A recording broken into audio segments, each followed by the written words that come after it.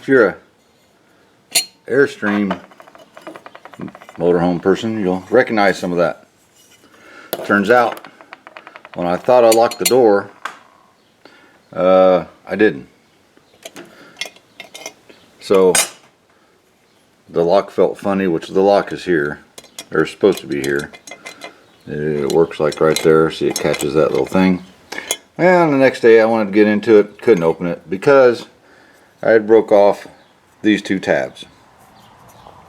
So you see here, I have fixed it, but I did find out for $24 you can buy another one of these. Can't buy, however, the lock that is broken in half, which is why it felt funny and it didn't actually lock. You can't find those, so I've got a couple different choices, try to make something work. If not, it just won't lock. That's something that happened off camera. So anyway, we've got some stuff going on. I'm glad you guys are back. After that last video, you get what you pay for. I deliberated for a couple, 3 days after I made that video and watched it. Couldn't barely make it through the whole thing and decided, well, I'm not posting that. That's just total crap. And it is. But then I thought, you know what? That's who I am. And you know, what I do or don't do and this and that, I'm going to be honest with you guys. So if it's crap, it's crap. I guess that includes a bunch of plumber's crack. Anyhow, next problem, immediate problem, is cutting that grass. There's almost 3 acres of it. Knock that out. Get this thing fired up. I did buy batteries for it today. I bought, I don't know, went on a shopping spree, so to speak. Stuff for the house. You can see my replacement door handle for now until I get the other one put back together and fixed. It works. It's cheap too. I need to try to find the key for that, so that if this one doesn't lock, that's fine. I'd rather lock the deadbolt anyway. Anyhow, get the grass mowed, get this thing fired up. Those two trucks fired up. I got a buyer for the blue one, believe it or not, just so I can get that up to the front yard for sale. That's $10,000 sitting there doing absolutely nothing, and it's the perfect time. Middle of April, beautiful weather, ground's hard enough I can get it out and get it up front. Sell that booger. Sell it. We gotta sell it. Old junk's putting a few bucks into this thing, and you know, property taxes and federal taxes and taxes, and so selling that thing will do some good, do somebody else some good, will make you a good deal, depending on who you are and what you're going to do with it, and if I know you're not. Anyway, let's get somewhere. We'll get back to you. Hey, thanks for coming back again. Well, so much for that. Did get the front yard done. Have yet to do the back.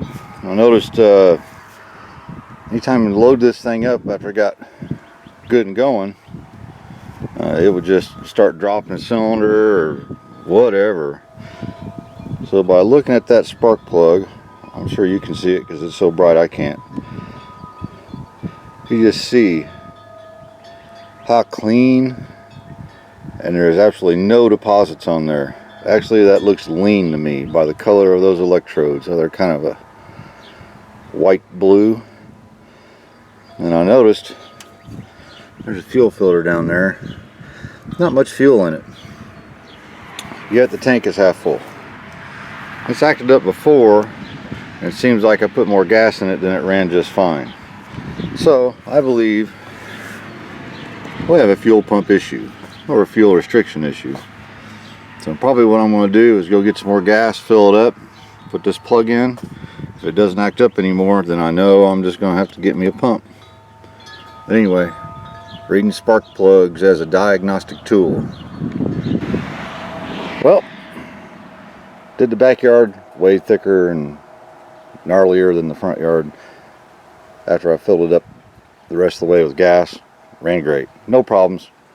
I'm gonna put that little, replace that little fuel pump here. Go ahead and replace the filter and all that. That'll take care of it. Oh, go-kart. How do you get that thing out? Need to take a carburetor apart and clean it because, well, I never put an inline filter in it. Go figure. So I'll do that. Me and the little one having fun again. Now here's these batteries. They're okay. Cranking battery. You know, if you, I put an alternator on it. I replaced the battery isolator that uses the alternator, charges both when it needs it and this and that.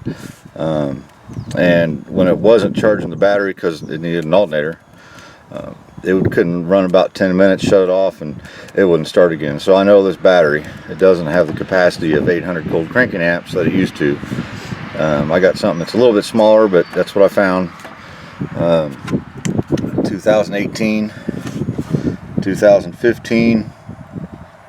So they're old. You know, I had some other cores that are returned because I know they are junk. These are just, you know, usable batteries if I need them, so I'll hold on to them, keep a charge on them here and there. Let's get these swapped out. I'll use this battery, put it in that white truck because I know it hasn't ran all winter and the battery will be dead, or the white stake bed truck. Then we'll get all this stuff moved around. All right. Yay. All right, quick little tip. There might be one or two of you don't know this, but most of you probably do. The side post batteries that have that little 5/16 thingy on it, and you can barely get jumper cables or Vardy charger on it. It's just a pain in the rear. Take and cut the isolator off. Take that little nubby screw thing, throw it away. Cut you a couple of bolts, 3/8 regular thread, cut the heads off, just screw them in there. Alright, then you can put a 3/8 nut on top, then a little bit left over. You can add your radio inputs or whatever else. I use battery tenders, so they'll go right on top. And they'll be double nutted, nice and snug. Need to put jumper cables on it. It's a big, bulky, nice thing. Great deal. Okay.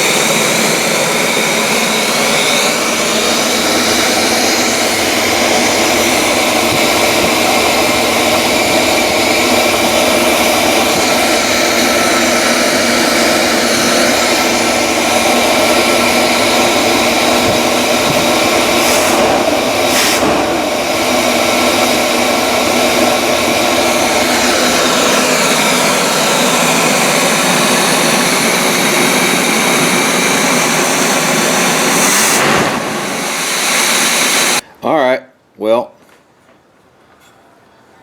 got my handle back on.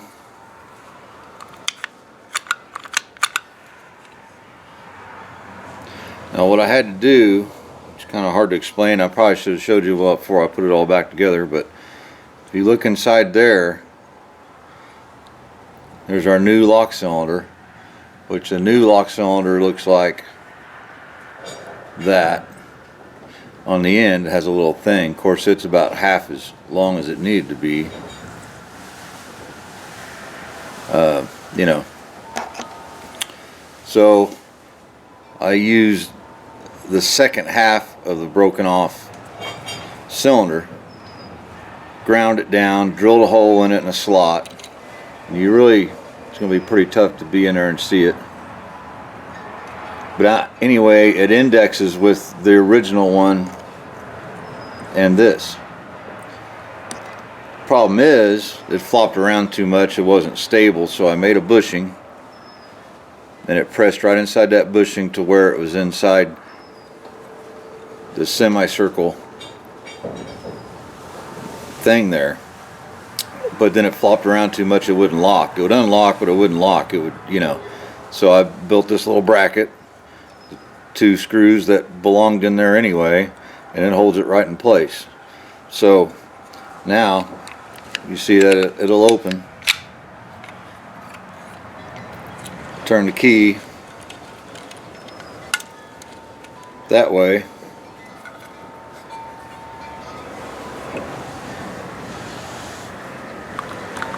It won't open now.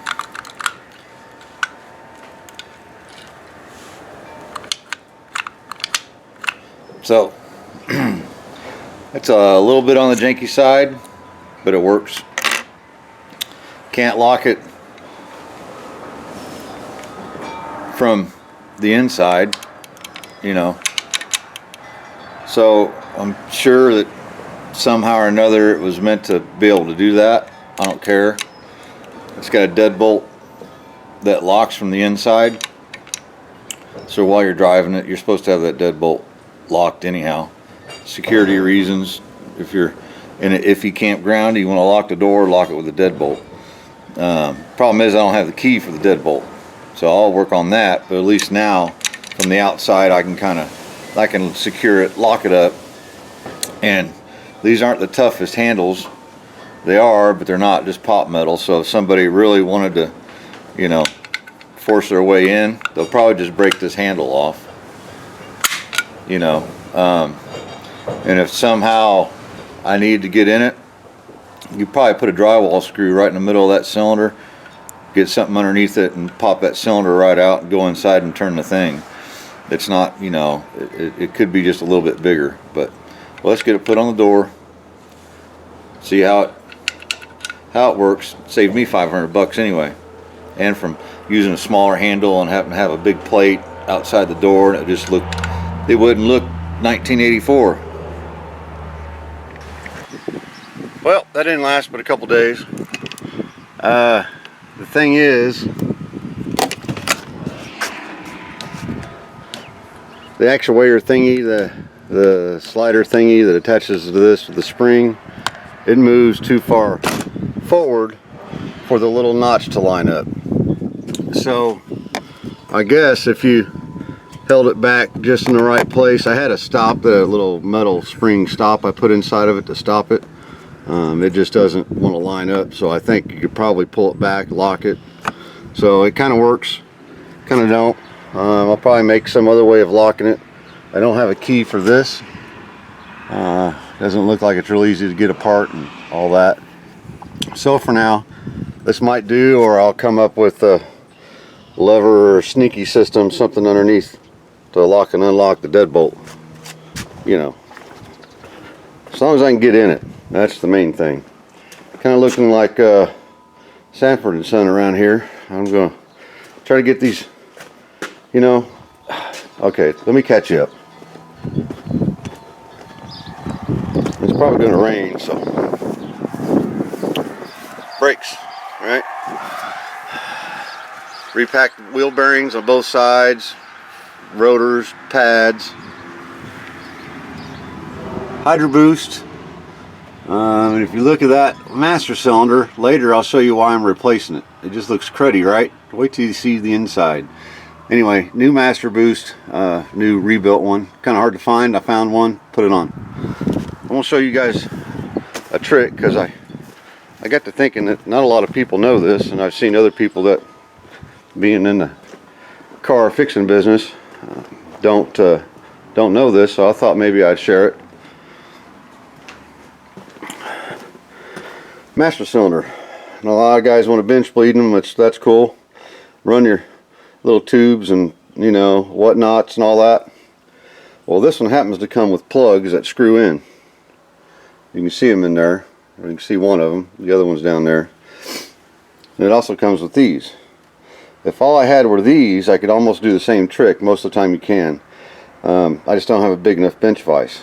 So you clamp it. If you didn't have those, clamp it to smash these shut on both holes at the same time. Fill it full of fluid, And you're thinking, well, Junk, how are you going to get air out of there? Well, you're not. Air rises. Pressurize that air, it gets bouncy, it comes out. So I can push this in,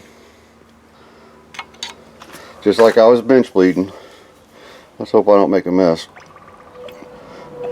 See the air working its way out? It's spongy. Now I can keep doing this until it's so hard that I can't push that piston in anymore. That means there's no air left. And it'll work. As long as you can block them off, almost any master cylinder. An old guy back in the day when I was, I don't know, 18 years old, taught me this, named Elmer Duke. And it's an old school kind of trick. You don't have to do too much, just keep her full of fluid, and that air just keeps on working its way out. For long, you won't be able to push that in. So it shouldn't take too much longer. Then you also stop seeing air come out. You'll just see fluid swishing. Swishy, swishy.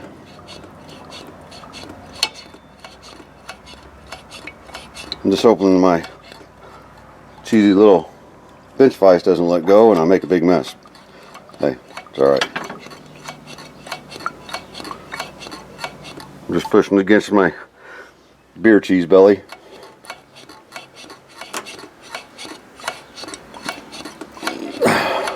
I might even let it sit for a few minutes.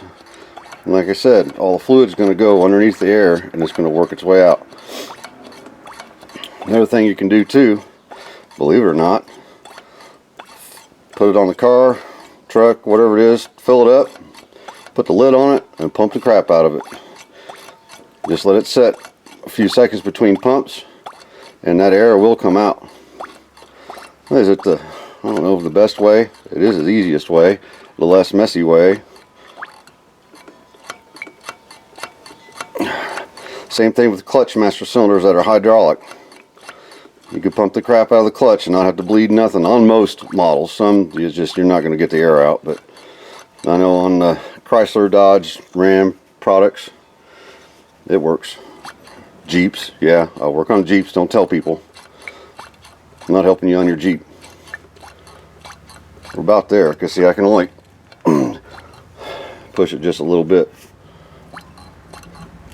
I think this back cylinder is done.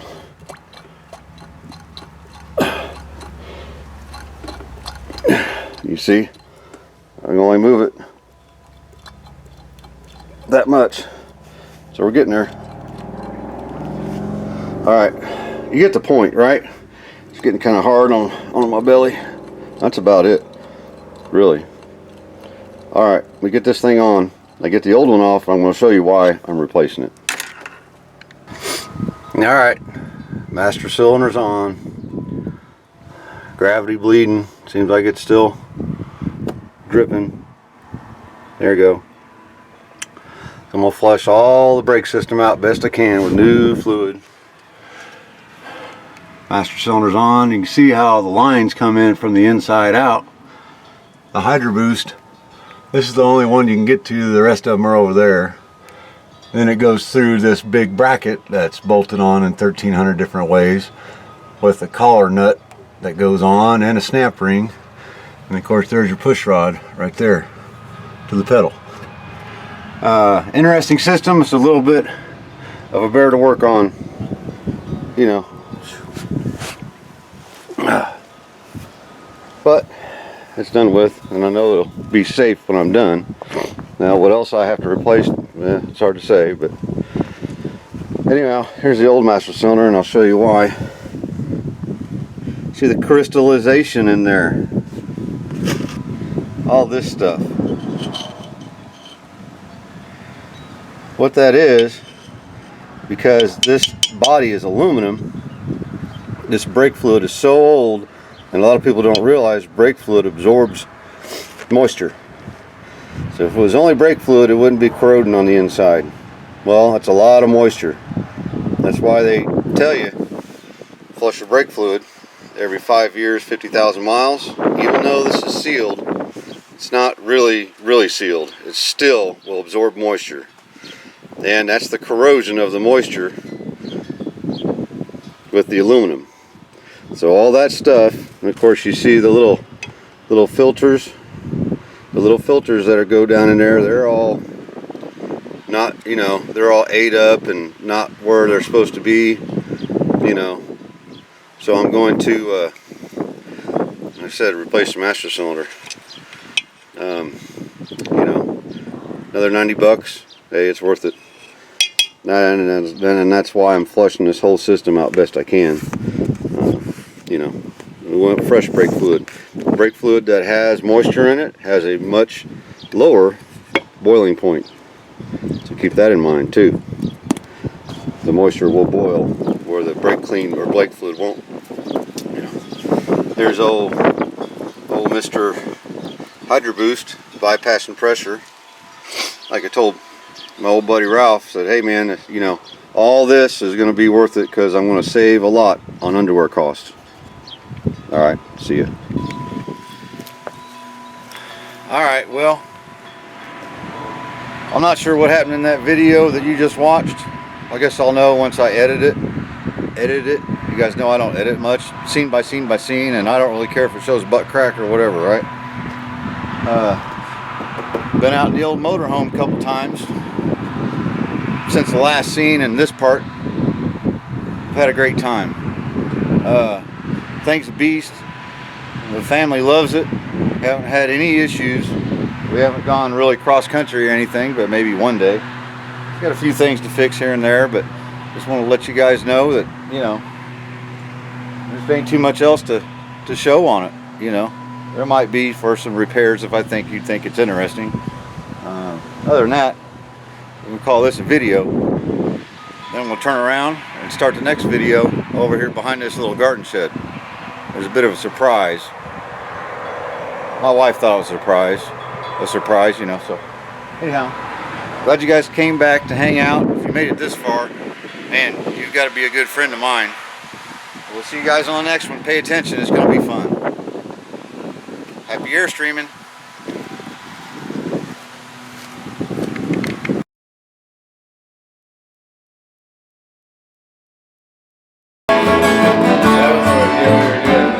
Yeah, we were talking about the two different ways, right? Yeah. I mean, because you can do it. Yeah. You know, or yeah, the Sweaty Jack way. I don't know what, you know.